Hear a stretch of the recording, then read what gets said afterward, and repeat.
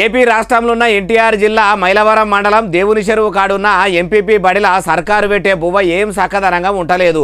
పురుగులు పడ్డ బువ్వ తిని పిల్లలు దవాఖాన్ల పాలవుతున్నారని ఫిర్యాదు చేస్తే చదువుల శాఖ మంత్రి నారా లోకేశం సారు దేవుని చెరువులో ఉన్న బడికి పోయిండట. పోయి ఏం చేసిండంటే చూడుండ్రిగో. ఏంటి భోజనం ఎలా ఉంది? రోజు ఎలా ఉంది చెప్పండి నాకు ఫీడ్బ్యాక్.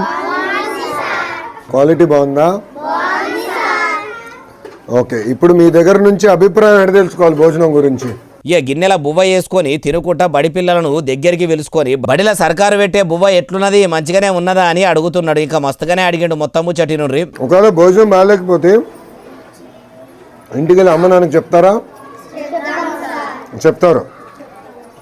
సో అమ్మ నాన్న ఫోన్కి నేను ఫోన్ చేసి కనుక్కుంటే కరెక్ట్గా తెలుస్తుందా అన్నం ఎలా ఉంది ఏంటని? మంత్రి సారు వచ్చిండు, బడిల బువ్వ బాగలేదంటే మినిస్టర్ సార్ పోయినాక బడిల సార్లు మళ్ళా మమ్మల్ని కొడతారని భయంతో ఇట్లా చెప్తలేరని లోకేశన్ సార్ ఉపాయంతో ఏమన్నాడంటే, మీరు ఇంటికి పోయినాక మీ ఇంటోళ్ళకైతే బడిల బువ్వ గురించి చెప్తారు కాబట్టి వాళ్ళకు ఫోన్లు చేసి అరుచుకుంటాం అనుకొచ్చిండు.